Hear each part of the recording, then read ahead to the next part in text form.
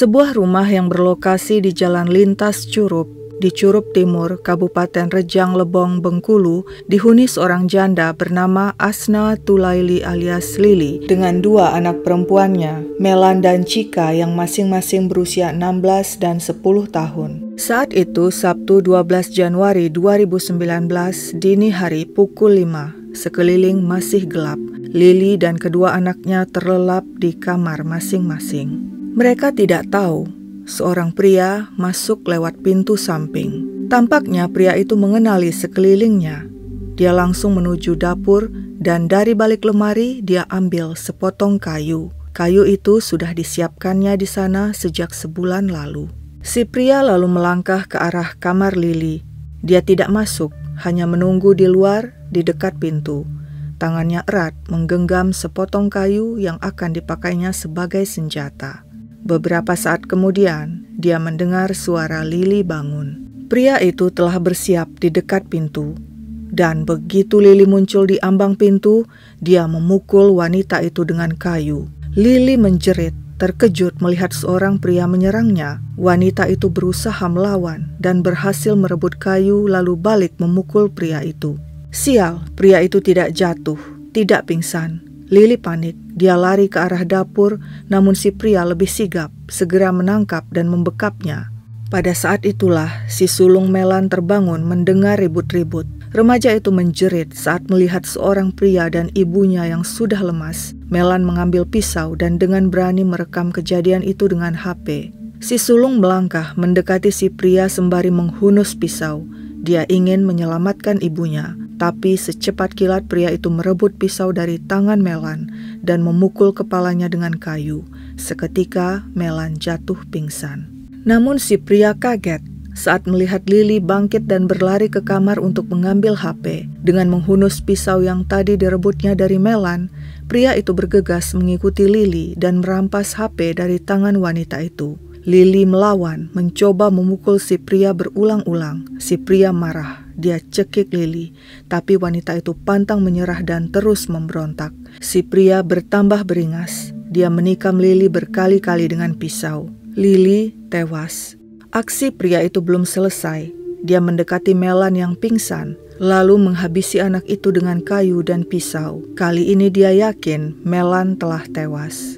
Dan saat itu, Cika, si anak bungsu, keluar dari kamar dan berteriak melihat pemandangan mengerikan di hadapannya. Pria sadis itu bergegas mengejar Cika ke dalam kamar. Dia pukul anak itu dengan kayu hingga pingsan, kemudian menjerat lehernya dengan kabel laptop. Dia puas, kini Cika telah tewas. Usai melakukan aksi biadabnya, pria itu mengambil barang-barang berharga termasuk uang Rp600.000 dan mempreteli perhiasan di tubuh Lili berupa cincin dan gelang. Dia lalu membuka lemari pakaian Lili, mengambil sebuah gamis dan jilbab hitam dan memakainya guna menyamarkan penampilannya. Kemudian pria itu mengambil kunci mobil Suzuki APV milik Lili dan kabur dengan mobil itu. Di rumah sakit Curup, dia parkir mobil itu di halaman belakang, lalu melepas gamis dan jilbab, juga melepas stiker di kaca depan mobil yang bertuliskan nama kedua anak Lili, dan bergegas pergi meninggalkan mobil itu.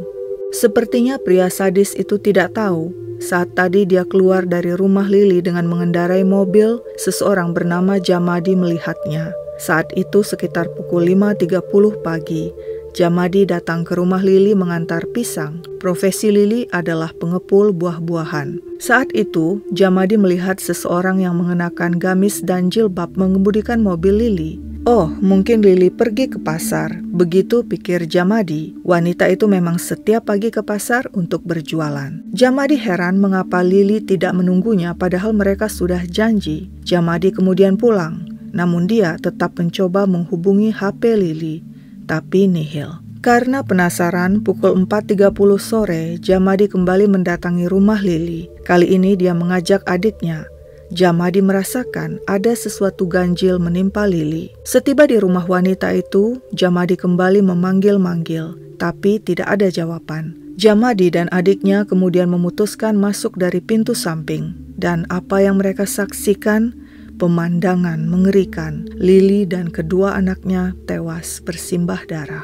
Tak lama kawasan itu pun gempar. Polisi tiba di TKP, warga berkerumun melihat apa yang terjadi. Tidak seorang pun menyangka aksi begitu keji terjadi di lingkungan mereka. Polisi menemukan ada benda-benda berharga yang hilang, termasuk mobil Lili. Apakah ini kasus perampokan? Sementara itu, mobil Lili berhasil ditemukan, terparkir di rumah sakit Curup. Di dalam mobil, polisi menemukan gamis dan jilbab dengan bercak darah. Apakah pembantai Lili dan kedua anaknya seorang wanita berjilbab? Berdasarkan investigasi lebih lanjut, termasuk informasi yang diperoleh dari pihak keluarga, polisi menetapkan pihak yang dicurigai, yaitu Jamhari Muslim. Siapakah Jamhari Muslim? Dulu, Lili dan suaminya Yudi Prayoga hidup akur. Anak mereka dua, Melan dan Cika. Menurut sang suami Yudi, saat itu dirinya memiliki karyawan kepercayaan yang sudah biasa keluar masuk rumah dan mengenal sang istri Lili dan kedua anak mereka. Karyawan itu bernama Jamhari Muslim. Namun Jamhari melanggar kepercayaan Yudi. Ketika Yudi sibuk bekerja di luar rumah, pria itu main mata dengan Lili, istri Yudi. Akibat perselingkuhan itu, Lili dan Yudi pun sepakat bercerai. Bahkan Jamhari yang membiayai perceraian mereka di pengadilan. Setelah bercerai, Yudi kembali ke Tangerang, sedangkan Lili tetap tinggal di Bengkulu bersama kedua anak mereka, Melan dan Cika. Lili dan Jamhari kemudian menikah. Pria itu pun pindah tinggal di rumah istrinya. Namun pernikahan itu tidak direstui keluarga Lili yang menganggap Jamhari bukan pria baik. Hal ini menyebabkan Jamhari tidak berani menginjakkan kaki di rumah mertuanya, padahal rumah mertuanya tidak jauh dari rumah Lili. Namun apes bagi Jamhari. Baru 2 bulan menikah, Lili menceraikannya. Alasannya karena pekerjaan Jamhari tidak jelas. Jamhari tidak terima. Dia berusaha minta rujuk, tapi Lili menolak. Menurut Yudi, kedua anaknya Melan dan Cika pernah menelponnya di Tangerang dan mengatakan mereka disekap Jamhari di kamar. Sebabnya pria itu marah karena permintaan rujuknya ditolak Lili, ibu mereka. Saat itu, Yudi mengatakan kepada anak-anaknya agar mereka lapor polisi. Kemarahan dan sakit hati Jamhari pada Lili yang berkali-kali menolak rujuk tidak terbendung lagi. Sebab itulah pada Sabtu 12 Januari 2019, dia putuskan mendatangi rumah Lili untuk melakukan aksi sadisnya. Jamhari berhasil diringkus polisi dengan cepat di tempat pelariannya di sebuah penginapan di Kota Mana, Bengkulu Selatan. Pria itu mengaku dialah pelaku pembunuhan berencana itu. Awalnya dia hanya berniat membunuh Lili, namun karena aksinya dilihat Melan dan Cika, dia pun ikut membantai kedua anak itu. Pengakuan Jamhari membuat geram dan sedih keluarga Lili, terutama orang tua Lili yang kehilangan anak dan 2 cucu sekaligus. Sebelum kejadian tragis itu, Lili pernah mengirim WA kepada kakak tertuanya berisi pesan galau. Lili bilang dia sudah capek, lelah, tidak sanggup lagi menghadapi persoalan hidup dan sepertinya ingin mengakhiri hidupnya. Saat itu sang kakak berusaha menghibur Lili. Yudi Prayoga tidak kalah syok dan sedih mengetahui tragedi itu.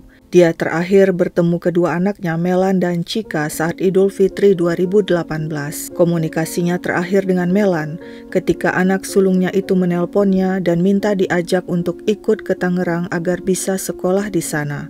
Melan mengaku dia ingin selalu bersama ayahnya. Namun sebelum hal itu terwujud, Melan sudah pergi selamanya. Teman-teman sekolah Melan juga mengatakan pada Jumat sehari sebelum kejadian, mereka heran melihat Melan mendadak pendiam, padahal biasanya anak itu selalu ceria. Tapi yang paling menyakitkan bagi teman-teman sekolah Melan, ketika mereka kemudian tahu Melan sempat mengirim pesan WA minta tolong kepada mereka. Tapi saat itu hari masih pagi. Semua masih tidur. Ketika kemudian mereka bangun dan membaca pesan itu dan berusaha menghubungi Melan, remaja itu tak pernah menjawab. Pemakaman ketiga korban dilakukan di TPU Suban Air Panas, Bengkulu. Puluhan anggota Pramuka Madrasah Aliyah Negeri Curup, Rejang Lebong mengusung keranda ketiga jenazah. Keluarga Lili memang sudah jadi bagian keluarga besar Madrasah Aliyah Negeri Curup. Sang ibu Lili merupakan alumni tahun 2004, sedangkan si sulung Melan adalah pelajar kelas 10. Pada hari pemakaman itu, sebenarnya Melan bersama dengan puluhan rekan-rekannya akan dilantik menjadi anggota pramuka Madrasah Aliyah Negeri Curup. Namun sayang sekali hari pelantikan itu menjadi hari pemakaman bagi Melan.